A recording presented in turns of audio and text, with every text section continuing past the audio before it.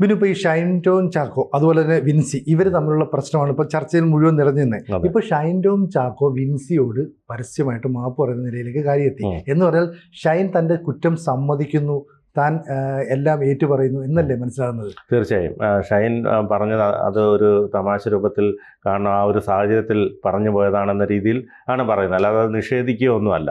ഈ സിനിമയുടെ സൂത്രവാക്യം സിനിമയുടെ അണിയറ പ്രവർത്തകരൊക്കെ തന്നെ പറഞ്ഞത് ഈ ഷൈൻ ടോം ചാക്കോ അല്ലെങ്കിൽ ഇത്തരത്തിൽ ഷൈൻ ടോം ചാക്കോയ്ക്കെതിരെയുള്ള പരാതി ഞങ്ങൾ അറിഞ്ഞിട്ടില്ല, മീഡിയയിലൂടെയാണ് അറിഞ്ഞതെന്നൊക്കെയാണ് പറയുന്നത്. പക്ഷേ ഇത് പരാതി കൊടുത്ത സമയത്ത് തന്നെ സംവിധായകൻ ഇക്കാര്യത്തിൽ ഷൈൻ ടോം ചാക്കോയെ വിളിച്ച് താക്കീത് നൽകിയതടക്കമുള്ള കാര്യങ്ങൾ പുറത്തു വന്നിരുന്നു. അതുകൊണ്ട് തന്നെ വിൻസി പേരെടുത്ത് പറയാതെയാണ് പരാതി കൊടുത്തത്. കാരണം ഈ സിനിമയ്ക്ക് പ്രശ്നമുണ്ടാകരുത് എന്ന് കരുതിക്കൊണ്ടാണ് ഈ പരാതി കൊടുത്തത്. വിൻസിയെ സംബന്ധിച്ചിടത്തോളം നമുക്കറിയാം, വിൻസി ഒരു സാധാരണ കുടുംബത്തിൽ നിന്ന് വന്ന ഒരു കുട്ടിയാണ്. ലോറി ഡ്രൈവറായിരുന്നു അച്ഛൻ. കുട്ടിക്കാലം മുതലേ സിനിമയിൽ അഭിനയിക്കണമെന്നുള്ള ആഗ്രഹത്തോടുകൂടി അത്ര സ്ട്രഗിൾ ചെയ്ത് വന്ന ഒരു കുട്ടിയാണ്. മാത്രമല്ല ചെറിയ ചെറിയ വേഷങ്ങൾ, അതെ ചെറിയ ചെറിയ വേഷങ്ങൾ ചെയ്തു വന്നു. ആദ്യം റിയാലിറ്റി ഷോയിൽ ഓഡിഷന് പോയതൊക്കെ വീട്ടിൽ അറിയിപ്പിക്കാതെയാണ് പോയത്. പിന്നെ അത് സെലക്ഷൻ ആയപ്പോഴും വഴക്ക് കിട്ടുമെന്ന് പേടിച്ചു വന്ന് വീട്ടിൽ പറഞ്ഞപ്പോഴാണ് അച്ഛൻ പറഞ്ഞത് ആദ്യ റൗണ്ടിലൊന്നും പുറത്താവില്ലേ മോളെ എന്ന് പറഞ്ഞ് അവരെ പ്രോത്സാഹിപ്പിക്കുകയാണ് ചെയ്തത്. ഒരുപാട് വിദ്യാഭ്യാസം കൊടുക്കാൻ അദ്ദേഹം ശ്രദ്ധിച്ചിരുന്നു. അപ്പോൾ അത്തരത്തിൽ ഒരു മാന്യതയുടെ ഒരു പ്രതീകമാണ്. കാരണം ഇത്തരത്തിലൊരു പരാതി പറഞ്ഞതിലൂടെ തന്നെ അവരുടെ സ്വഭാവശുദ്ധിയെക്കുറിച്ച് നമുക്ക് മനസ്സിലാക്കാൻ കഴിയും. ഷൈൻ ടോം ചാക്കോയ്ക്കെതിരെ നിരവധി ഇത്തരത്തിൽ ഷൈൻ ടോം ചാക്കോ പലരോടും ഇത്തരത്തിൽ പെരുമാറിയിട്ടുണ്ടാവാം പക്ഷേ പലരും ഇത് പുറത്ത് പറയാതിരുന്നതും ഒക്കെ ആവാം. ഇത്തരത്തിൽ അയാളുടെ പെരുമാറ്റം നമ്മൾ യൂട്യൂബിൽ ചാനലിൻ്റെയൊക്കെ ഇൻ്റർവ്യൂകളിൽ തന്നെ കണ്ടിട്ടുണ്ട്. ഇപ്പോൾ പലപ്പോഴും ലഹരി ഉപയോഗിച്ച് അയാൾ പറയുന്നത് എന്തുവാണെന്ന് വ്യക്തമാവാത്ത വിധത്തിലുള്ള സംഭാഷണങ്ങൾ, ദ്വയാർത്ഥ പ്രയോഗങ്ങൾ, ഇതൊക്കെ തന്നെയാണ് അയാൾ നടത്തിക്കൊണ്ടിരിക്കുന്നത്. സ്വാഭാവികമായി ഇപ്പോൾ ഈ കഴിഞ്ഞ ദിവസം ഇത്തരത്തിൽ ഇയാൾ ഈ മയക്കുമരുന്ന് ഉപയോഗിക്കുന്നുണ്ടോ എന്ന് അതിനനുസരിച്ച് അയാളുടെ മുടിയും മൂത്രവും ഒക്കെ പരിശോധനയ്ക്ക് അയച്ചിരുന്നു. അതിൻ്റെ പരിശോധനാ ഫലം വരാൻ വൈകും. സ്വാഭാവികമായും അതിൻ്റെ അടിസ്ഥാനത്തിൽ അതിൻ്റെ ശിക്ഷകൾ ഇതൊക്കെ വരാൻ കാത്തിരിക്കുന്ന ഒരു സന്ദർഭം കൂടിയാണ്. അത് ഒരു പ്രാവശ്യം ചോദ്യം ചെയ്തു, ഇനിയിപ്പോൾ ഉടനെ ചോദ്യം ചെയ്യേണ്ടതില്ലെന്നാണ് പോലീസ് അറിയിച്ചിരിക്കുന്നത്. അതുകൊണ്ട് തന്നെ സ്വാഭാവികമായി അയാൾക്ക് കുറച്ച് ദിവസം ജയിലിൽ കിടക്കേണ്ടി വരും എന്നുള്ള കാര്യത്തിൽ തർക്കമില്ല. പക്ഷേ അതിൻ്റെ കൂടെ ഈ ഒരു പരാതി കൂടി കയറി വന്നു കഴിഞ്ഞാൽ അതിൻ്റെ അപകടം വളരെ വലുതാണ്. അതുകൊണ്ട് തന്നെയാണ് അത് മുൻകൂട്ടി കണ്ട്, അതുമാത്രമല്ല സിനിമാ പ്രവർത്തകരും കൂടി ഇതിന് പിന്നിൽ ചുക്കാൻ പിടിച്ചു എന്നാണ് അറിയാൻ കഴിഞ്ഞത്. കാരണം അവർക്ക് ഈ സിനിമ പൂർത്തിയാക്കേണ്ടതുണ്ട്. ഷൈന് എത്രയും പെട്ടെന്ന് ജയിലിലാകുന്നതിന് മുമ്പ് തന്നെ ഇത് പൂർത്തീകരിച്ച് അവർക്ക് റിലീസ് ചെയ്യണം. കാരണം ഒരുപാട് പൈസ മുടക്കി ചെയ്യുന്നതാണല്ലോ. സ്വാഭാവികമായും അവർ ഒരു ഒത്തുതീർപ്പിന് ശ്രമിച്ചതാവാം.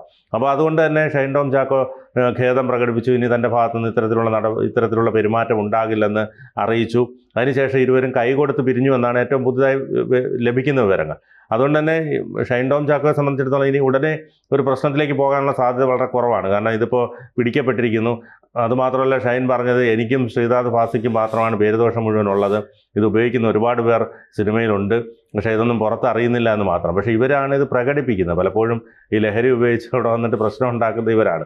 ഈ ഇന്റേണൽ കംപ്ലയിൻസ് കമ്മിറ്റിക്ക് മുമ്പിൽ ഷൈൻ ടോം ചാക്കോ വന്നപ്പോൾ ഷൈൻ ഫാമിലി ഒത്തയാണെന്ന്, പക്ഷെ വിൻസി ഒറ്റയ്ക്ക് വന്നേ. അപ്പോൾ വിൻസിയുടെ ആവശ്യം എന്ന് പറയുന്നത് ഈ പടത്തിന്റെ പേരോ താൻ ഉന്നയിച്ച നടന്റെ പേരോ ഒന്നും പുറത്തു വരരുതെന്നാണ്. പക്ഷെ ഇതെല്ലാം പുറത്തു വന്നപ്പോൾ വിൻസി പൊട്ടിത്തെറിച്ചിരുന്നു. അവർ പറഞ്ഞത് ഇത് ചെയ്തത് ആരാണെന്ന് വെച്ചാൽ ഞാൻ കണ്ടുപിടിക്കും, അവർക്കെതിരെ നടപടി എടുക്കുന്നു. അവർ വളരെ വികാര വിക്ഷോഭയായിട്ടാണ് സംസാരിച്ചത്. പക്ഷെ ഇപ്പോൾ ഇരുവരെയും ഒരുമിച്ചിരുത്തി ഉള്ളിൽ വെച്ച് പ്രശ്നം പരിഹരിക്കാനായിട്ട് ശ്രമിച്ചു. വിൻസി കാര്യങ്ങളെല്ലാം കേട്ടു. തന്റെ അടുത്ത് അന്ന് പെരുമാറിയത് മോശമായിരുന്നു എന്ന് ഷൈൻ ടോം ചാക്കോ മാപ്പ് പറയാണ്. ആ മാപ്പ് പറയുമ്പോൾ വിൻസി അത് കേൾക്കുന്നു. കാരണം അവർക്ക് അല്ലാതെ വേറെ ബുദ്ധിമുട്ടൊന്നും ഉണ്ടാക്കിയില്ല, മെന്റലി കുറച്ച് ബുദ്ധിമുട്ടുണ്ടായത്. അപ്പൊ ആ രീതിയിൽ ഇപ്പൊ സഹകരിക്കാമെന്നും മാത്രമല്ല ഈ സിനിമ പുറത്തിറങ്ങിയ ഇവരുടെ ഒക്കെ ആവശ്യമാണല്ലോ, പണം മുടക്കിയ നിർമ്മാതാവിനൊക്കെ. അപ്പൊ അത്തരത്തിലുള്ള നിലപാട് സ്വീകരിക്കുന്നു. ഇപ്പൊ ഷൈൻ ടോം ചാക്കോ പറയുന്നത് എനിക്കും ശ്രീനാഥ് ഭാസിക്കും മാത്രമാണ് ഈ പ്രശ്നം എന്ന് പറയുന്നത്. ഇവരാണ് ഈ പരസ്യമായി എക്സ്പ്രസ് ചെയ്യുന്നത്. ഈ ശ്രീനാഥ് ഭാസിയുമായി ബന്ധപ്പെട്ട് പറയുന്നത് അയാളുടെ കാരവൻ ചെക്ക് ചെയ്ത് കഴിഞ്ഞാൽ ആ കാരവനകത്ത് കിട്ടുന്ന മയക്കുമരുന്നുകളുടെ എണ്ണം പോലും നമുക്ക് പറയാൻ പറ്റില്ല. അപ്പൊ ഇവരല്ലാതെ മറ്റു പലരും ഉപയോഗിക്കുന്നുണ്ടെങ്കിൽ അവരാരൊക്കെയാണെന്ന് ഈ ഷൈൻ ടോം ചാക്കോയ്ക്ക് തുറന്നു പറയാമല്ലോ. കാരണം അയാൾ പൈസ കൊടുത്ത് വാങ്ങിക്കുന്ന ഒരു സാധനം സുഹൃത്തിനോ അല്ലെ മറ്റാളോ ചോദിച്ചാൽ അവർക്ക് കൊടുക്കാമല്ലോ. അപ്പൊ ഇത്തരത്തിൽ സിനിമാ മേഖലയിൽ ഇത്തരത്തിലുള്ള ഡ്രഗ്സിന്റെ ഉപയോഗം കൂടുതലാണ് എന്ന് ഷൈൻ ടോം ചാക്കോ തുറന്ന് സമ്മതിക്കുന്നുണ്ട്. നേരത്തെ ഇതുപോലെ തന്നെയാണ് സ്ത്രീകൾക്കെതിരെ സിനിമാ മേഖലയിൽ വലിയ പീഡനം നടക്കുന്നുണ്ടെന്ന് പറയുമ്പോൾ ഒന്നിനു പുറകെ ഒന്നായി ആളുകൾ പുറത്തേക്ക് വന്നു.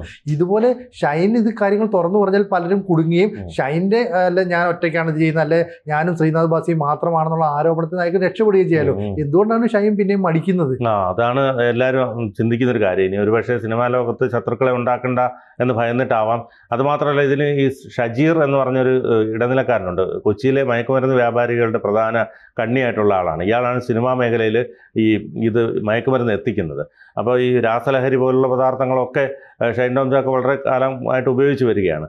അതുമാത്രമല്ല ആ ഹോട്ടലിൽ, നോർത്തിന് സമീപമുള്ള ആ ഹോട്ടലിൽ നിന്ന് ചാടി പോയ ദിവസം അവിടെ ഒരു സ്ത്രീ വന്നിരുന്നു. രാവിലെ വന്നിട്ട് വൈകിട്ട് 7 മണിക്കാണ് അവർ മടങ്ങിപ്പോകുന്നത്. അപ്പം അതാരാണ്, അതോടൊപ്പം തന്നെ വേറെ 2 പുരുഷന്മാർ എത്തി എന്നൊക്കെ പറയുന്നുണ്ട്. സ്വാഭാവികമായും അത് CCTV വഴി ദൃശ്യങ്ങൾ എടുത്ത് അത് അവരെയും കണ്ടെത്തേണ്ടതുണ്ട്. കാരണം ഇത്തരത്തിൽ ഇവരിൽ മാത്രമായിട്ട് ഒതുക്കാതെ ഇത് ആർക്കൊക്കെ എത്തുന്നു, അതായത് ഷൈൻ പറഞ്ഞതനുസരിച്ച് സിനിമാ നടികൾ ഉൾപ്പെടെ ഇത് ഉപയോഗിക്കുന്നവരുണ്ടെന്നാണ് ഷൈൻ പറഞ്ഞത് മനസ്സിലാക്കാൻ കഴിയുന്നത്. അതുകൊണ്ട് സ്വാഭാവികമായും ഇതിലേക്കും സിനിമാ ലോകത്തേക്ക് ലഹരി എത്തിക്കുന്ന ആ കണ്ണികളെ കണ്ടെത്തേണ്ടത് അത്യാവശ്യമാണ്. അതിനുശേഷം ഇവരോടൊപ്പം സഹകരിക്കുന്നവർ, ഈ ഷജീർ എന്ന് പറഞ്ഞ അയാളുടെ മയക്കുമരുന്ന് ബന്ധം, ഇതൊക്കെ കണ്ടെത്തേണ്ടതുണ്ട്. കാരണം സിനിമാ സെറ്റിൽ സുലഭമായി ഇത് ലഭിക്കുന്നുണ്ട്. കാരണം ഇതൊരു വേറൊരു ലോകമാണല്ലോ ഈ സിനിമ ലൊക്കേഷൻ എന്ന് പറയുന്നത്.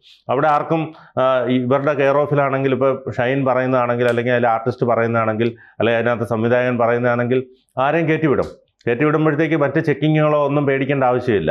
സ്വാഭാവികമായിട്ടും ഒരു സെക്യൂരിറ്റി നടത്തിയിട്ടുണ്ടാവും. അപ്പോൾ സിനിമയുടെ സംവിധായകൻ പറഞ്ഞിട്ടാണ് ഒരാളിപ്പോൾ കടന്നു വരുന്നുണ്ട്, കടത്തിവിടാൻ പറഞ്ഞാൽ അവർക്ക് പിന്നെ വേറൊന്നും ചെയ്യാൻ കഴിയില്ല.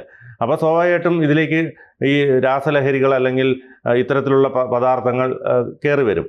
അപ്പോൾ സ്വാഭാവികമായിട്ട് ഈ ഷൈൻ ടോം ചാക്കോ രാവിലെയാണ് അവിടെ റൂം എടുക്കുന്നത്. 7:30 8 മണിക്കോ ശേഷം തന്നെ ഒരു യുവതി അവിടെ വരികയും അവർ രാത്രി 7 മണിക്കാണ് മടങ്ങിപ്പോകുന്നത്. അതോടൊപ്പം തന്നെ 2 യുവാക്കളും അവിടേക്ക് എത്തുന്നു എന്നാണ് മനസ്സിലാക്കാൻ കഴിയുന്നത്. അപ്പോൾ ഇതൊക്കെ പോലീസ് കണ്ടെത്തേണ്ടതുണ്ട്. CCTV ദൃശ്യങ്ങൾ പരിശോധിച്ചാൽ അതിൽ നിന്ന് വ്യക്തമായി അവരെ കണ്ടെത്തി അതിനുള്ള നടപടികൾ സ്വീകരിച്ചാൽ ഒരുപക്ഷെ ഈ ലഹരി പദാർത്ഥങ്ങൾ ശ്രീനാഥ് ഭാസിയും അല്ലെങ്കിൽ ഷൈൻ ടോം ചാക്കോ അല്ലാതെ മറ്റാരിലേക്ക് എത്തുന്നു എന്നുള്ളതൊക്കെ നമുക്ക് കണ്ടെത്താൻ കഴിയും. അപ്പോൾ ഈ ലഹരി ഉപയോഗം നടത്തുന്ന സിനിമാ മേഖലയിലുള്ളത് കൃത്യമാണ്.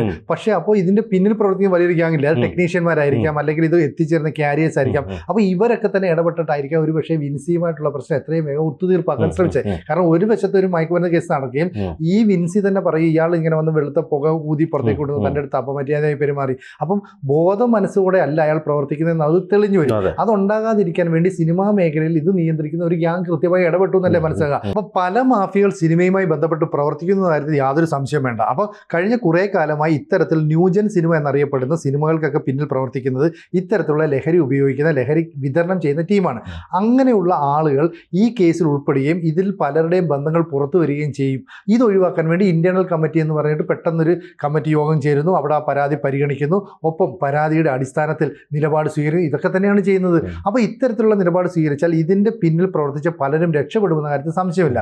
പോലീസിന് ഇവിടെ കുറ്റം ചെയ്തു എന്ന് ആരോപിക്കപ്പെടുന്ന ഷൈൻ ടോം ചാക്കോ, അതുപോലെ തന്നെ ശ്രീനാഥ് ഭാസി എന്നിവരിലേക്ക് മാത്രമേ അന്വേഷണം എത്തിക്കാൻ കഴിയുള്ളൂ. അപ്പോൾ നമ്മൾ ഈ മാഫിയകൾ എന്ന് പറയുന്ന, ഇപ്പോൾ പല മാഫിയകളുടെയും പേര് സിനിമാ മേഖലയിൽ ഉയർന്നു നിൽക്കുന്നുണ്ട്. അവരെയൊക്കെ തന്നെ രക്ഷപ്പെടുത്താൻ വേണ്ടി ആരൊക്കെയോ ചരട് നീക്കം നടത്തുന്നു. അതിൽ ഉന്നതരുടെ ചില സ്വാധീനങ്ങളുണ്ട്.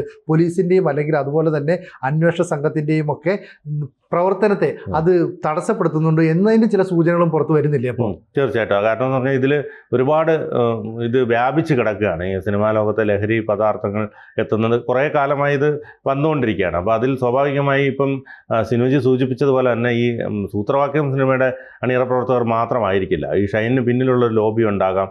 അതോടൊപ്പം തന്നെ ഇവർക്ക് ഇത് സുലഭമായി കൊടുക്കേണ്ടതുണ്ട്. കാരണം ഇതൊരു വലിയ റാക്കറ്റാണ്. സ്വാഭാവികമായി ഇത് പിടിക്കപ്പെട്ട് കഴിഞ്ഞാൽ ഇവരുടെ ബിസിനസ് നടക്കില്ല. സ്വാഭാവികമായും അതുകൊണ്ട് തന്നെ ഇത്തരത്തിൽ അവർ ചേർന്ന് ചെയ്ത ഒരു ഒത്തുതീർപ്പ് എന്ന രീതിയിലേക്ക് കാര്യങ്ങളെ ക്രോഡീകരിക്കേണ്ടി വരും. കാരണം അത്തരത്തിൽ ചെയ്താൽ മാത്രമേ ഈ ഒരു പ്രശ്നം അങ്ങ് പരിഹരിക്കപ്പെടും. പിന്നെ ഷൈൻ ലഹരി ഉപയോഗിച്ചിട്ടുണ്ടോ എന്ന കാര്യത്തിൽ ഫോറൻസിക് പരിശോധന ഫലമൊക്കെ വരും. അത് പിന്നെ കുറച്ച് വൈകിപ്പിച്ചാലും കുഴപ്പമില്ല. ഇത് സുലഭമായി ഇതുപോലെ തന്നെ നടക്കുന്ന രീതിയിലേക്ക് കാര്യങ്ങൾ എത്തിക്കാൻ കഴിയും. അതുകൊണ്ട് അത്തരത്തിലൊരു ഒത്തുതീർപ്പായിട്ട് മാത്രമേ ഇതിനെ കാണാൻ കഴിയുകയുള്ളൂ. കൂടുതൽ വാർത്തകളും വിശേഷങ്ങളും നിങ്ങളിലേക്ക് എത്താൻ ABC മലയാളം സബ്സ്ക്രൈബ് ചെയ്യുക, ബെൽ ബട്ടണും അമർത്തുക.